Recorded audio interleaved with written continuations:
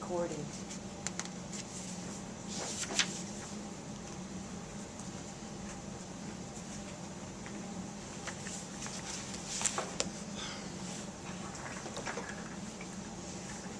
Being shy this morning. I need to tell you, you want to come up here? Yeah. I need to tell you this little story, and I know some of you question the value of reading, and I always tell you there's a transference. But I'm reading this book called The Life of Sir Isaac Pitman, and if you don't know who he is an inventor of phonography, phonography being the writing by sound, which is essentially what you're doing. And he wrote, when he was 24 years old, he invented a new system of writing shorthand. There were several hundreds in existence, but he decided he had really studied carefully all the sounds of the English language and had come up with a phonetic way of writing the sounds using symbols and little dots and dashes for the vowels. Well, he went on to become, he's the most famous inventor of shorthand you can imagine. His publications went all around the world. He studied tirelessly at trying to improve it and worked from 6 in the morning till 10 at night. Got up at 4 in the morning, walked the mile to his office. I mean, the guy was tireless. He did that for like 40 years. And I have in here, this is a story of his life, which I've been trying to get my hands on for some 30 years. Well, this is a system of shorthand, pen shorthand that I write called Pitman Shorthand, which is now 176 years old. And his notes in here, surprisingly, with some modifications, are exactly the way I write my pen shorthand, so it's pretty amazing. Anyway, I just want to give you that little background because his approach to it was always with the phonetic approach, and there had to be some logic to it. And I remember studying and thinking, geez, this is kind of like a science because it's all falling into place. And the more I practiced it, the more I fell in love with it and valued it, more so than the Craig shorthand that had come to this country as well. In any event, back in 1863, he was born in 1914, I believe. 1913, okay, and died in 1890 something, around 80 years old. And he was very involved in the spelling reform movement. He wanted to change the way we spell words in English because he found that it was also unessential, some of the weird combinations we have. If you write the word, for example, through, T-H-R-O-U-G-H, like he didn't make any sense to him. So he wanted to change the spelling reform. Well, it met with a lot of resistance over the years and the history. And anyway, so getting back to my story, I always have something to add, but getting back to the story, back in 1863, some 30 years, his system was invented in 1837, so some 30 years later, he went to the annual meeting of the British Association for the Advancement of Science. And there they held meetings and people presented papers. You know, the very educated at the time, doctors and lawyers, attorneys and that, and all the people, letters of the arts, the ones who were masters and PhDs, presented papers. And he presented a paper which he didn't have the chance to read because of timing constraints, but nevertheless a copy was distributed to all the members in attendance. And in it there is these two sentences, and I really want you to understand this. And he said this back in 1863, and this is why I'm a very firm believer of reading shorthand, because it fixes it in your brain. And He says, no one can write fluently, either in longhand or in shorthand, whose hand thinks, so to speak, how it shall form the words. If it worries, you have to worry about how it's going to form the words. Nobody can really do it fluently. It must form the words without thinking and leave all thinking to the brain. So, my approach here is get you to get the brain working with these words that you're reading and not worrying about the position of your fingers. The minute you let your brain do the work, your fingers are going to go in the right spots. Okay, so this is really, you can see how it's really essential that you try your hardest to get the brain to work with these words on paper as opposed to actually. So it's very valuable just to be doing this kind of exercise. If you don't have any time one day, 5-10 minutes of this, of reading, is just as good sometimes as actually writing the words. And as Judy said, you need to do fingering exercises too. But that is, again, the way we perceive. When we hear a word, it goes to the brain, and it's the brain that tells our finger to do something. So if you fix those outlines in your brain, your finger's going to go in the right spot. Okay? Let's see. Let me have volunteers. Who's going to go first? I'll go first. You'll go first. Okay, hold on a second. Spot.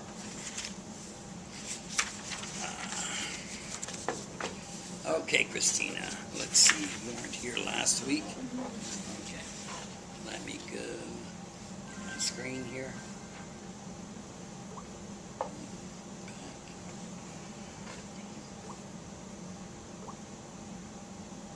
Okay, we're ready. Begin. With the passing of the holiday season, the speculative activity on the stock exchange, which was so noticeable, a feature of the earlier part of the year, was resumed with even greater vigor. Yes, yes, vigor. Vigor of late certainty. Certain markets have been exceedingly animated, which prices have been. And prices have. And prices have risen sharply. The Movement. the movement indeed has been somewhat bewildering at times in its rapidity and in the large number of shares affected. There is no doubt that a section of the public has been caught by speculative fever, and securities are being bought. Bots. I don't know that word. Quite. What is it? Quite irrespective. Quite irrespective of industries. Intrinsic. Intrinsic merits. There is fashion in these Things. things. With one or with With one or two. is it important? Mm-hmm. Exceptions. The shares of undoubtedly strong concerns with excellence Dividend.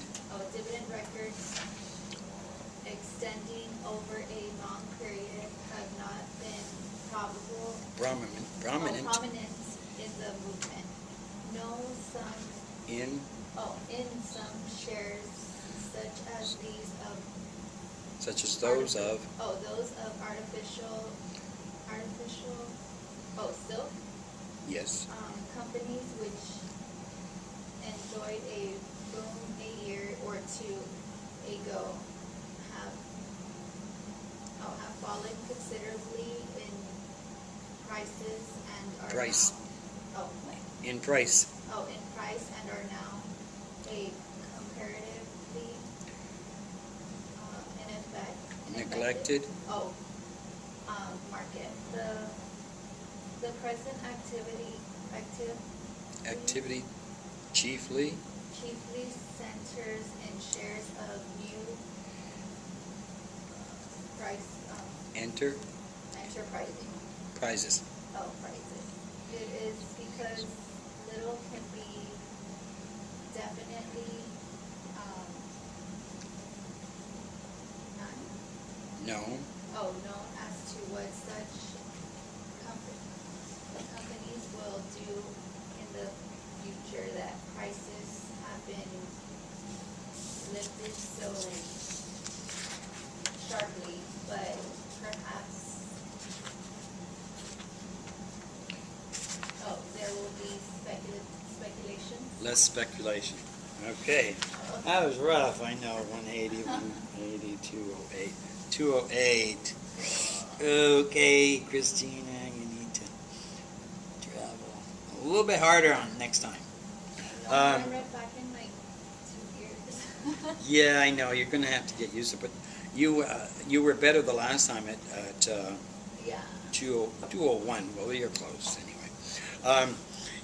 Try your best to read through the passage first, understand what it means, okay? And then when you practice your reading, I want you to read groups of words, like phrases at a time. Don't get stuck at one word, because you did get stuck, and that's what you need to avoid. That's what I want you to do, is pass over that and read it as a whole group of words that you see, like almost reading the whole column. Looking at it and you see several words ahead so you know what's coming up. Okay? Good job. Okay, who's next? I don't know. I think she has her hand up. You got your hand up? No, but I said I'll go. Okay. Ready? All right. Begin.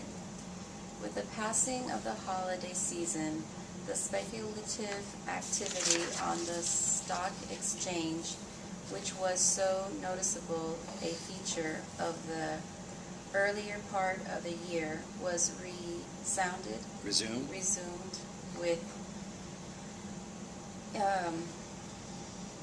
even greater vigor. Of late, certain markets have been exceedingly animated, and prices have risen sharply. The movement, indeed, has been somewhat bewildering at times in its rapidity and the large number of shares affected. There is no doubt that a section of the public has been caught by the speculative fever and Read on. securities are being bought quite irrespective of intrinsic merits. There is a fashion in those things. These things. With one or two important exceptions. The shares undoubtedly strong Undoubtedly strong concerns with excellent dividend records extending over a long period have not been prominent in the movement. In some shares, such as these of artificial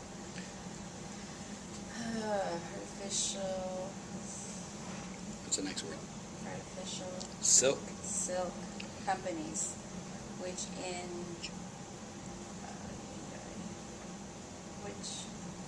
enjoyed a boom a year or two ago, have fallen. Oh my gosh. considerably. considerably in prices and are now a comparatively neglected market. The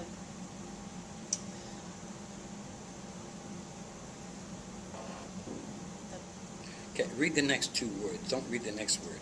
The Is it prominent activity? present activity. Present. I misspelled that word, that's fine. The present activity chiefly centers in shares of new enterprises. It is because little can be definitely known as to what such companies will do in the future, that prices have been lifted so sharply, but perhaps there will be less speculation. Oh my gosh, that was hard. You're having a rough time too. 219. I didn't practice, that's why. Yeah, I know, because you had 128 the last time. Okay, just keep in mind that when you're reading, do me a favor. If you stop on a word, don't stop there. And don't mumble something. Look at the next word or two. Okay? If you stop on present, try to read not just one word at a time, but read 2 or 3 words at a time. I'd rather you pause, like with the passing of the holiday season. I don't want you to say with the passing of the holiday season. Okay? I'd rather you group words. So just try it that way. And you should be following, okay, Christine? So just improve your own visual. Okay. Next. You're next. Ready? Begin. With the passing of the holiday season, the speculative activity on the stock exchange, which was so noticeable a feature of the earlier part of the year, was resumed with even greater vigor. Of late, certain markets have been exceedingly animated, and prices have risen sharply. The movement, indeed, has been somewhat bewildering at times in its rapidity and in the large number of shares affected. There is no doubt that a section of the public has been caught by the speculative fever, and securities are being bought quite irrespective of intrinsic merits. There is a fashion in these things. With 1 or 2 important exceptions, the shares of undoubtedly strong concerns with excellent dividend records extending over a long period have not been prominent in the movement. In some shares, such as those of artificial silk companies, which enjoyed a boom a year or 2 ago, have fallen considerably in price and are now a comparatively neglected market. The present activity chiefly centers in shares of new enterprises. It is because little can be definitely known as to what such companies will do in the future, that prices have been lifted so sharply, but perhaps there will be less speculation. 69. That's even better. Wow. I like the way you read, because I can understand it. It's not just sounds like words, you know. Like, Well, put it together that's really the approach. I can't do that on my own. And This it is looks why like I paused. Huh? So this is why I paused. You'll obviously get your 60 seconds by the end of the term. So kudos to you. I'd really like you all to be at least getting it under a minute and a half. A minute and a half, so say 90 seconds by the end of the term. It'd be great if you can do 60. But I know this is all new to you, so just try, really try hard. But if you just do it a couple of times each day, don't wait till the day before. I know you've got a lot in your hands and you're trying to squeeze in all the homework you've got and you're trying to practice, but this is just as valuable, okay? Good job. Okay, we're on our last one here. Ready? Begin. With the passing of the holiday season, the speculative activity on the stock exchange, which was so noticeable, a feature of the earlier part of the year, was resumed with even greater vigor. Of late, certain markets have been exceedingly animated and prices have risen sharply. The movement, indeed, has been somewhat bewildering at times, and its in its rapidity and in the large number of shares affected, there is no doubt that a section of the public has been caught by the speculative fever, and securities are being bought quite irrespectively of intrinsic merits. There's a fashion in these things. With one or two important exceptions, the shares of undoubtedly strong concerns with excellent dividend records extending over a long period have not been prominent in the movement, and some shares, such as those of artificial cell companies, which enjoyed a boom a year or two ago, have fallen considerably in prices and are now a comparatively neglected market. The present activity chiefly centers in shares of new enterprises. It is because little can be definitely known as to what such companies will do in the future that prices have been lifted so sharply, but perhaps there will be less speculation. Cool. Oh, you got your 92. Let's see, where are we here? I've been like stopping in between, and I just start like. Yeah. Listen, that was very good. All of you. Thank you. Huh? Oh, I'm sorry. Daisy. Forget me, please. Okay, but you're going to have to speak up. Okay? Because I know you speak very low. Hold on a second. Stop. Reset. You ready? Begin. With the passing of the holiday season, the speculative activity on the stock exchange, which was so noticeably a feature of the earlier part of the year, was resumed with even greater vigor. Of late, certain markets have been exceedingly animated, and prices have risen sharply. The movement indeed has been somewhat bewildering at times in its rapidity and in the large number of shares affected.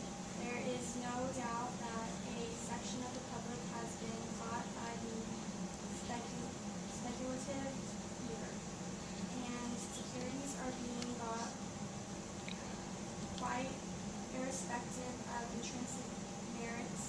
There is a fashion in these things. With one or two important exceptions, the shares of undoubtedly strong concerns with excellent dividend records extending over a long period have not been prominent in the movement, and some shares, such as those of artificial silk companies, which enjoyed a boom a year or two ago, have fallen considerably in prices and are now a comparatively neglected market. The present activity chiefly centers in shares of new enterprises. It is because little can be definitely known as to what such companies will do in the future that prices have been lifted so sharply, but perhaps there will be less speculation. Cool. 120, 145. Better than the last time. 156 the last time. Good for you. We're getting there. Listen, I want you got the next week's passage ready? Andy, there's something that I want to draw to your attention in it. If you look at the one I gave you,